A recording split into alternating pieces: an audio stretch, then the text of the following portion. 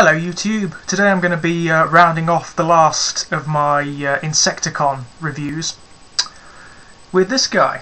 This is Generation 1 Insecticon Shrapnel, and he is actually the leader of the Insecticons.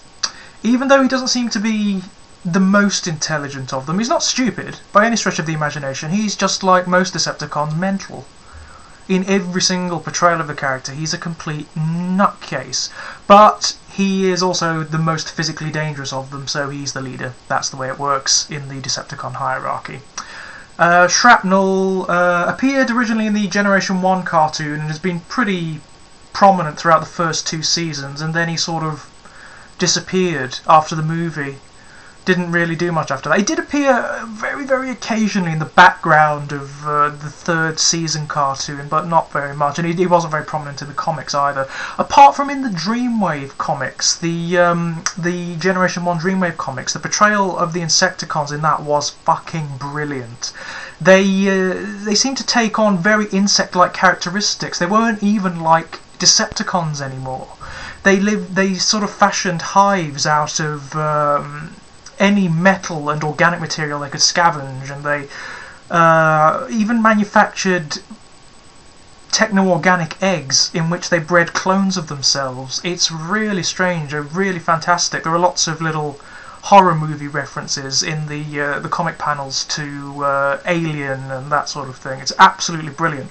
If you can find a copy of that comic, I can't quite remember what it's called at the moment, but it's fucking brilliant. It's the best portrayal of the Insecticons ever, quite frankly. Anyway, Shrapnel. His function is kind of interesting. He's an electric warrior. He can use these things, his stag beetle antenna, to manipulate and generate electricity and fire it off. He can also control electronic devices with them, which is kind of cool. And that's also why he's the most physically dangerous of the Insecticons. He's not very strong or big, like all the Insecticons. He's kind of weak, but it's very difficult to get near him because he's always surrounded by this arcing electricity. Very, very, very cool. Oh yeah, he's called Shrapnel because he also has the ability to fire off grenades that shatter into these serrated bits and lacerate everything around them. So he's fairly destructive and very, very, very cool indeed. The toy is like all of the Insecticons. It's actually a Diaclone mold and was originally a vehicle, which is why he's got this little cockpit here, which I store the Energon cube in that he came with. As you can see, he still bears a striking resemblance to an insect-styled vehicle as opposed to being a realistic depiction of a stag beetle, but that really doesn't matter. He still looks fairly bloody cool. Got little wheels there you can roll along on, and like all the Insecticons, beautiful, beautiful colour scheme, black, purple, yellow with silver bits. Be very, very, very aware of these. As with any of the silvery protuberances on the Insecticons, those are gonna fucking break, I can tell you now. Be very, very wary of them, and you have to manipulate them as well to transform him, and that's a bit risky because these joints are actually really stiff and they're very brittle here. It will break if you're not careful. But yeah, he's a very successful little chap. He looks great, like all the Insecticons. He looks absolutely stunning. The only real issue in this mode is that you can clearly see his robot mode arms there, but yeah, not much of an issue. Right, onto the transformation.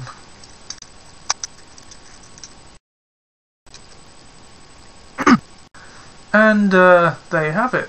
There is Shrapnel in his robot mode, and like all of the Insecticons, he's very, very coherent as a robot. He looks really good. He does have a reasonable bit of kibble actually, but I don't really mind it so much on him because it just makes him look distinct. Like these things here, the stag beetle antennae. They really don't. Actually, they're not antennae, are they? Those are jaws, not antennae. Those are the stag beetle jaws. I don't really mind that much. They actually make him rather distinct. So if he didn't have these, he'd look pretty much like a generic robot, which wouldn't be too good. The other legs of the insect mode also become these guns on his arms. He has got another gun somewhere that slots over this, but it's knocking about somewhere in this room and I can't be asked to find it. But yeah, he looks really, really cool. His colours carry over beautifully from his insect mode. He's got a very, very nice face as well in this one. Hang on, let me adjust that so you can see it properly. There we are, that's better. He's got a very, very cool face indeed. He's got that lovely sort of one-piece visor that a lot of the Decepticons have.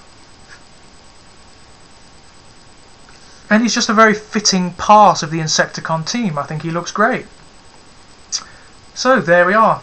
Generation 1 Insecticon Shrapnel. Recommended. Highly recommended, in fact. He looks superb.